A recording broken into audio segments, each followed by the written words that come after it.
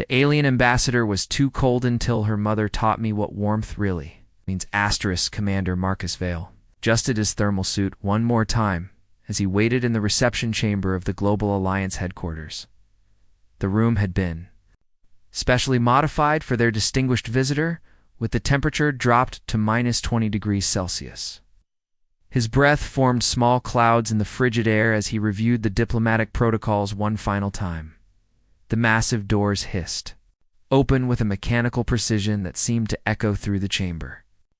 Ambassador Zafira of Kyrian glided through the entrance, her crystalline form catching the overhead lights like a living prism. She stood nearly 7 feet tall, her translucent blue skin shimmering with an otherworldly beauty that took Marcus's breath away. Her silver hair flowed like liquid mercury down her shoulders, and her pale violet eyes held an intelligence that seemed to pierce through him. Commander Vale, her voice carried the musical quality of wind chimes in a gentle breeze, yet there was an unmistakable chill in her tone. I trust the environmental conditions meet your species' adaptation capabilities. Marcus felt his jaw tighten at her formal coldness.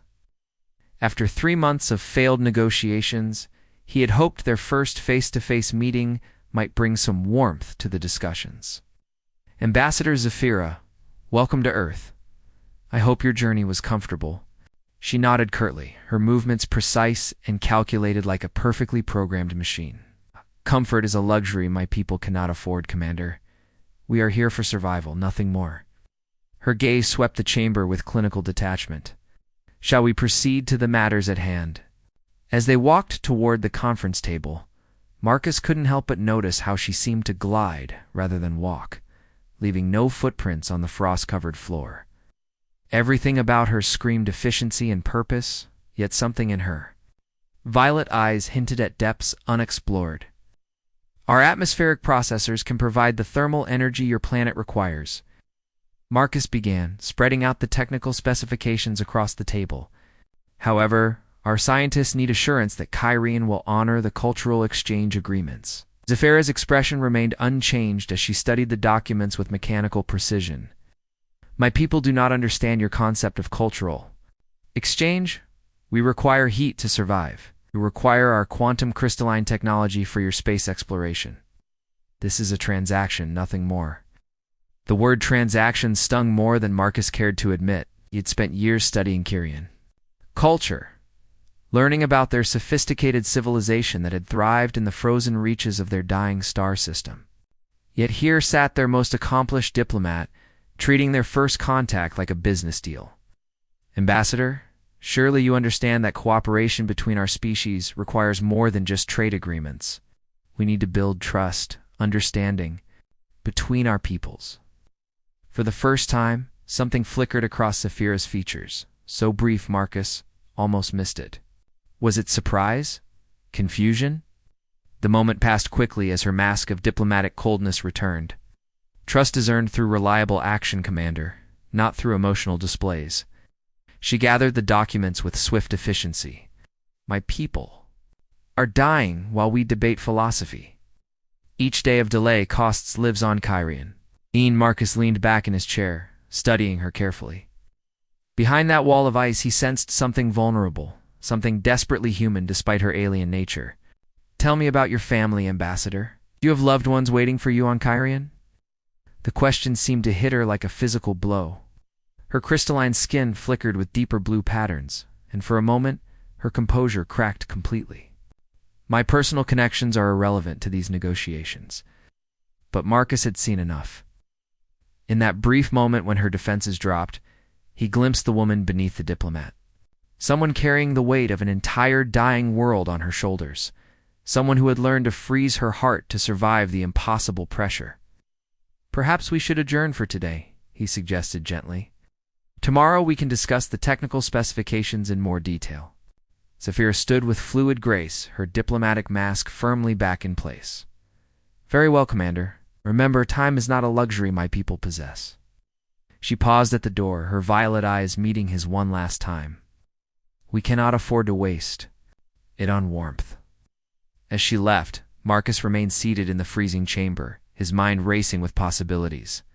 Somewhere beneath that frozen exterior was a woman who might hold the key to saving both their worlds.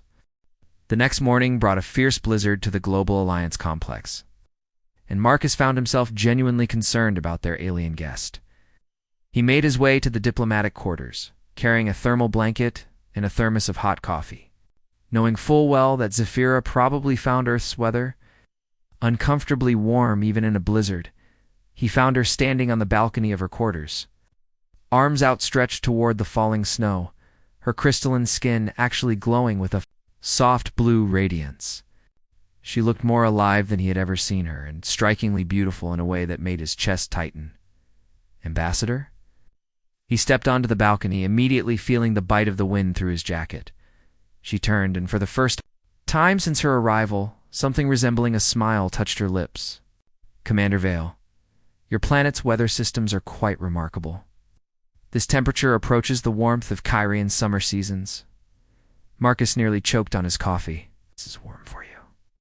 Kyrian's average temperature hovers around minus 60 of your Celsius degrees, she explained, her voice softer than he had ever heard it.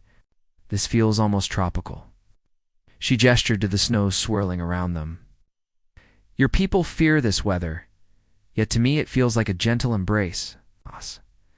Something in her tone made Marcus step closer. You sound homesick.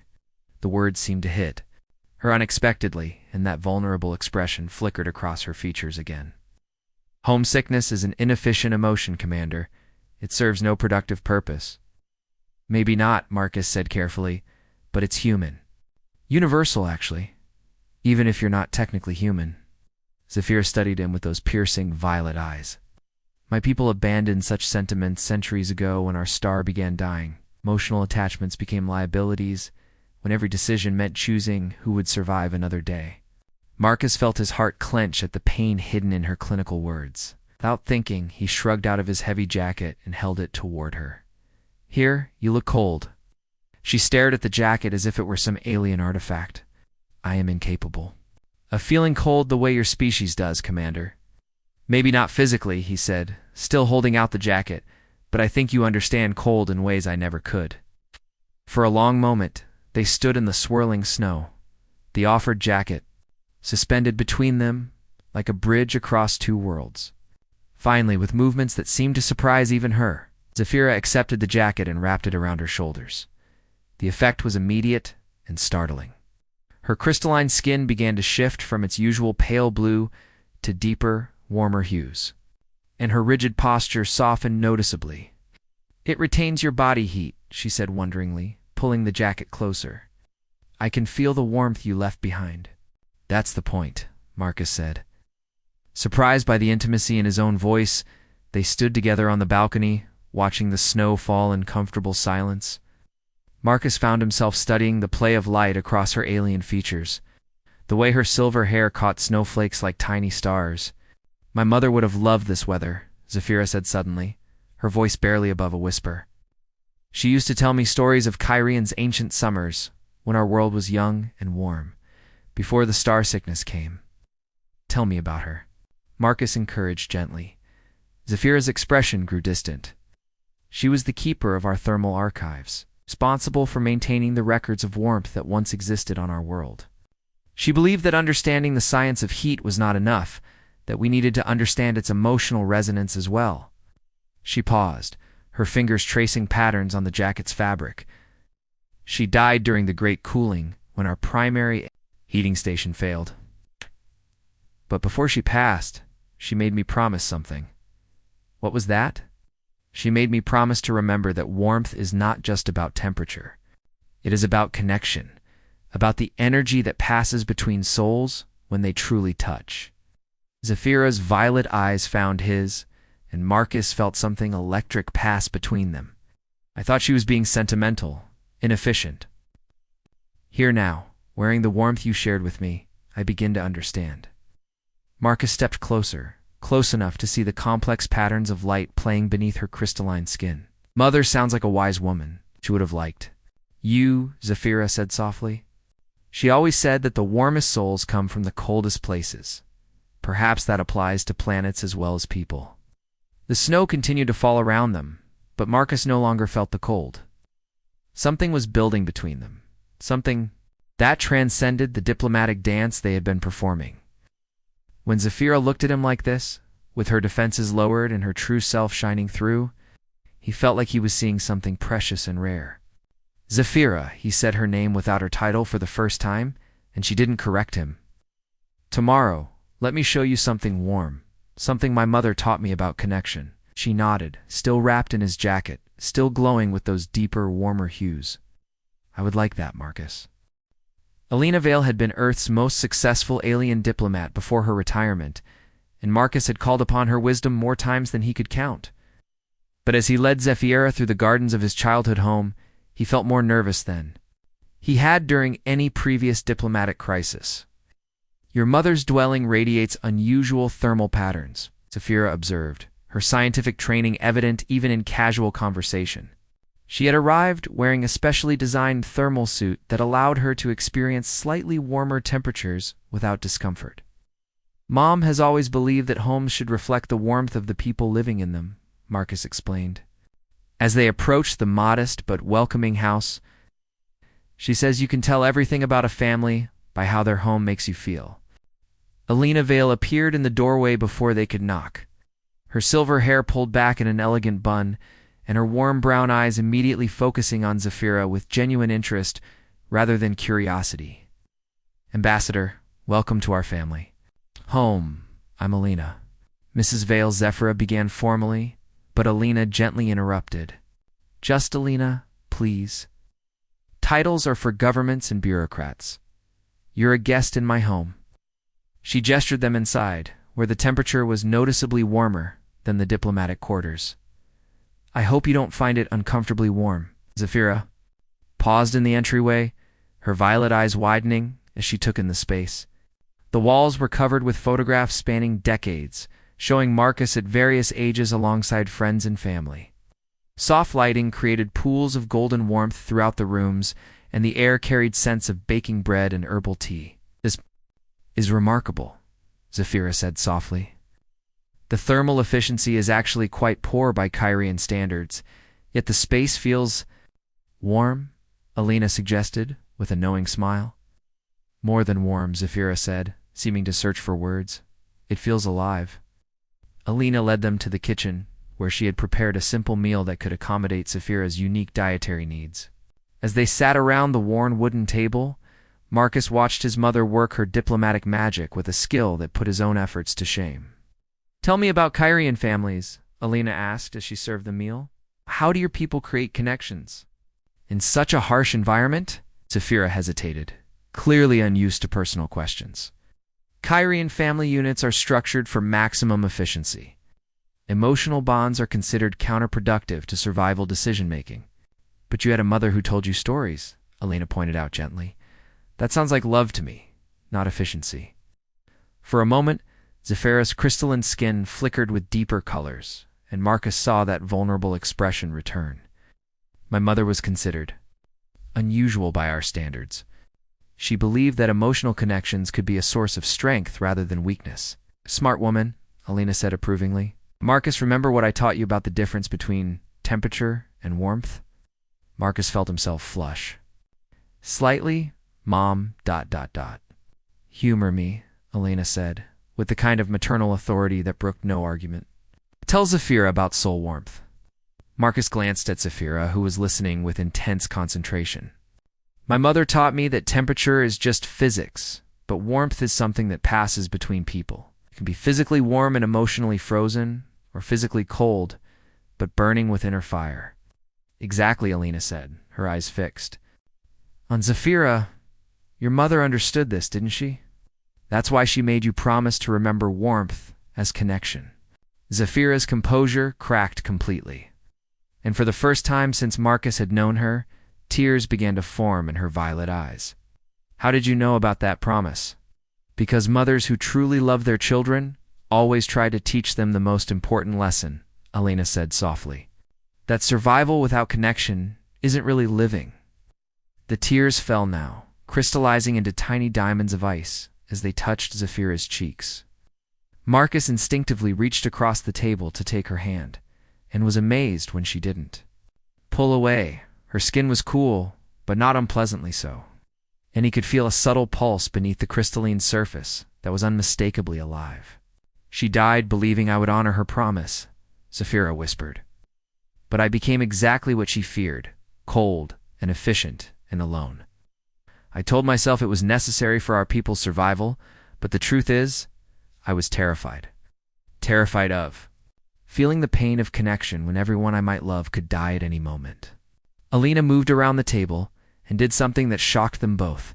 She wrapped Zafira in a gentle, maternal embrace. "Oh, sweetheart, fear doesn't make you weak. It makes you careful.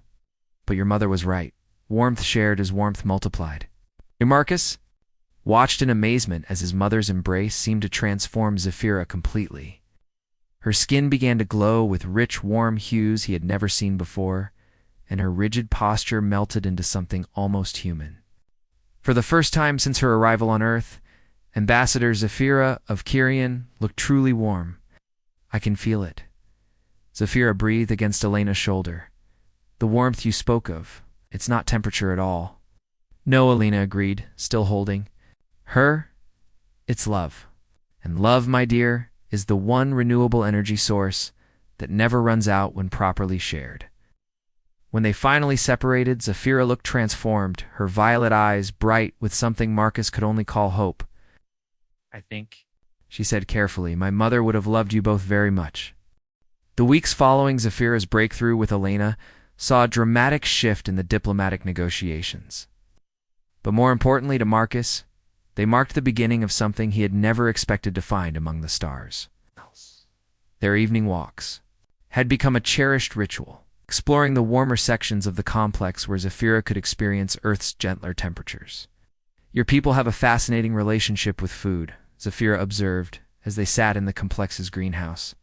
Surrounded by growing plants that thrived in the warm, humid environment, she had gradually adapted to higher temperatures, finding that her emotional warming seemed to increase her physical tolerance as well. "How so?" Marcus asked, watching her delicately taste the strawberry he had offered her. "On Kyrian, food is fuel carefully calculated for maximum nutritional efficiency." She paused, her expression thoughtful as she experienced the fruit's sweetness. "But this strawberry serves no practical purpose beyond pleasure. Your people grow things simply because they bring joy. Is that so strange?" Zafira set down the berry and looked at him with those mesmerizing violet eyes. "A month ago I would have said yes. Pleasure without purpose seemed like a wasteful luxury. But now—" She reached out and touched his hand, her cool fingers intertwining with his warm ones. "Now I understand that joy itself might be the purpose." The touch sent electricity through Marcus, just as it had every time they had made physical contact over the past weeks. What had started as diplomatic courtesy had evolved into something deeper, more intimate. They had begun to find ways to bridge their physiological differences, discovering that emotional warmth could create a kind of physical harmony between them. "Zafira," Marcus said softly, "I need to tell you something." She tilted her head, her silver hair catching the greenhouse lights. "What is it?" "I'm falling in love with you." The words came out in a rush, and Marcus felt his heart hammering as he watched her reaction. "I know it's complicated. I know there are 1,000 reasons why it's impossible. But I can't pretend anymore that this is just diplomacy." For a moment, Zafira's skin flickered with rapidly changing colors, like aurora dancing beneath crystal. Then she moved closer to him on the bench, close enough that he could feel the subtle coolness she radiated, mixing with his own warmth. "On Kyrian," she said carefully, "we have a concept called thermal bonding. It occurs when two individuals achieve perfect temperature harmony, creating a shared energy field that sustains both partners." Her free hand reached up to touch his cheek. "I have been experiencing something similar with you, but it transcends mere physics." "What do you mean?" "When you touch me, I feel warm not just in my skin, but in places I didn't know existed," she whispered. "When you smile at me, something in my chest grows bright and hot like a tiny star." "Is this what your people call love?" Marcus felt his breath catch. "I think so. How do you feel about that?" Instead of answering with words, Zafira leaned forward and kissed him. Her lips were cool silk against his, but the kiss itself burned with surprising heat. Marcus felt his entire world shift as he kissed her back. one hand tangling in her silver hair when the other pulled her closer. When they finally separated, both were breathing hard, and Zephyra's skin had taken on the most beautiful, warm golden hue he had ever seen. "I believe," she said shakily, "that I am experiencing love as well, and it terrifies me." "Why?" "Because loving you means I cannot make decisions based solely on logic anymore," she said, her violet eyes bright with unshed tears. "My people need the thermal technology Earth can provide, but the Global Alliance is demanding cultural concessions that my government considers unacceptable. If I cannot broker a successful agreement, thousands will die on Kyrian." Marcus felt cold dread settle in his stomach. What kind of concessions? Complete integration with Earth's social systems. Mandatory cultural exchange programs that would fundamentally alter Kyrian society. She pulled away from him slightly, her diplomatic training reasserting itself. "My government has authorized me to accept technological aid only. They believe that cultural integration would destroy what makes us Kyrian." "And you? What do you believe?" Zephyra was quiet for a long time, staring at their joined hands. She finally spoke. Her voice was barely audible. "I believe that a culture that cannot adapt will die anyway. But I also believe that my people have the right to choose their own path, even if I disagree with it." Marcus felt the weight of impossible choices pressing down on them. "So what do we do?" "I don't know," she whispered. "For the first time in my life, I truly don't know. My heart says one thing, my duty says another, and my people's survival hangs in the balance." Marcus pulled her closer, wrapping his arms around her as they sat surrounded by Earth's growing things. "We'll figure it out," he said, though he had no idea how. "Whatever happens, we'll face it together." Zephyra melted against him, her cool skin warming against his chest. "Together," she repeated softly. "I never understood that word before I met you." As they held each other in the greenhouse, surrounded by impossible beauty and facing an uncertain future, Marcus realized that love had never been about easy choices. It had always been about finding someone worth fighting for, even when the odds seemed insurmountable. The emergency session of the Global Alliance had been called after Kyrian's government issued an ultimatum: accept the technology transfer without cultural conditions, or withdraw all diplomatic relations. Marcus found himself in the impossible position of watching the woman he loved forced to choose between her heart and her people's survival. Zephyra stood at the center of the diplomatic assembly, her crystalline form rigid with controlled tension. She had reverted to her coldest diplomatic demeanor, but Marcus could see the pain in her violet eyes as she read her government's final position.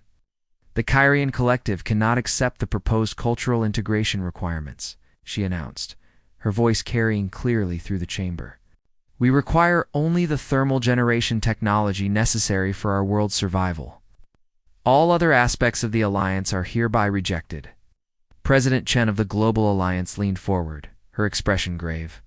"Ambassador Zephyra, you understand that our member nations have voted unanimously on this issue.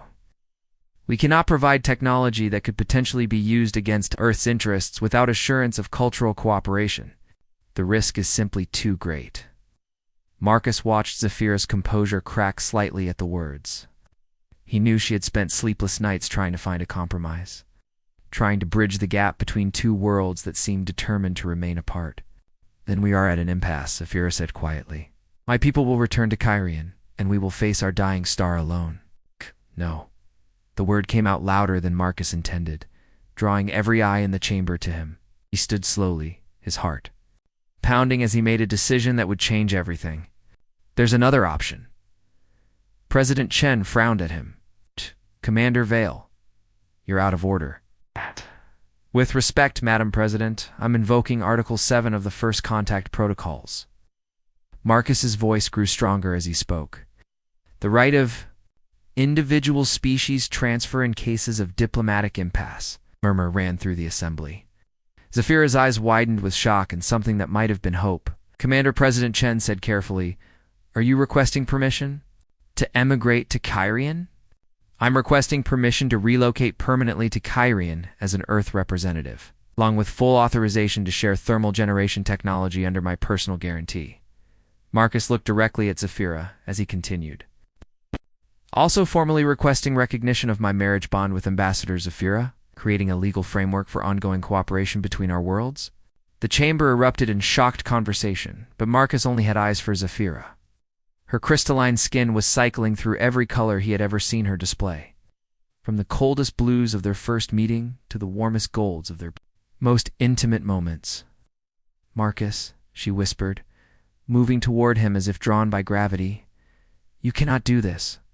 Kyrian is dying. The conditions are lethal to your species without constant technological support." "Then it's a good thing I'm an engineer," he said, reaching for her hands. "I can adapt. I can learn. And maybe, together, we can teach both our peoples that survival and connection aren't mutually exclusive." Alina Vale stood from her seat in the observer's gallery, her voice carrying clearly through the chamber. "I second my son's proposal and offer my services as a cultural liaison to facilitate ongoing relations between Earth and Kyrian." President Chen looked stunned. "Mrs. Vale, you're also requesting emigration?" "I'm requesting the chance to be a grandmother to the most extraordinary grandchildren the galaxy has ever seen," Lena said with a warm smile that encompassed both Marcus and Zafira, "and to help two worlds learn that love multiplies when it's shared, not divided." Zafira was crying now, those diamond tears that caught the light like falling stars. The thermal requirements alone would require enormous sacrifice from Earth's resources. "Then we'll find a way to make it work," Marcus said, pulling her closer. "We'll build the technology together. We'll create new solutions that benefit both worlds, but we'll do it as partners, as equals, as family." The vote, when it came, was closer than Marcus had hoped, but decisive enough to carry. Earth would provide thermal generation technology to Kyrian under a new framework of individual partnership rather than governmental alliance. Marcus and Alina would relocate to Kyrian as Earth's permanent representatives, and the first interspecies marriage in human history would serve as the foundation for ongoing cooperation. As the assembly concluded its historic session, Marcus and Zafira found themselves alone in the same chamber where they had first met. But everything had changed. Where once there had been cold formality, now there was warmth that seemed to radiate from both of them. "Are you certain about this?" Choice Zafira asked, her hands tracing the lines of his face as if memorizing them. "Kyrian is not Earth. You will be giving up everything familiar." "I'm not giving up anything," Marcus said, leaning into her touch. "I'm choosing everything that matters. Us. The chance to build something new together." Zafira's skin blazed with warm golden light as she kissed him, a kiss that tasted of hope and starlight and infinite possibility. When they broke apart, she was smiling with an expression he had never seen before, completely open and unguarded and radiant with joy. "My mother was right," she whispered against his lips. "The warmest souls do come from the coldest places. And love, properly shared, can warm entire worlds." Outside the chamber windows, Earth's sun was setting, painting the sky in shades of gold and crimson. Tomorrow would bring new challenges, the complexity of building a life across impossible distances and differences. But tonight, as Marcus held the woman who had taught him that warmth was about connection rather than temperature, he knew they had discovered something that could sustain them through any cold. Love, as Alina had taught them both, was indeed the one renewable energy source that never ran out when properly shared, and they had a lifetime among the stars to prove it.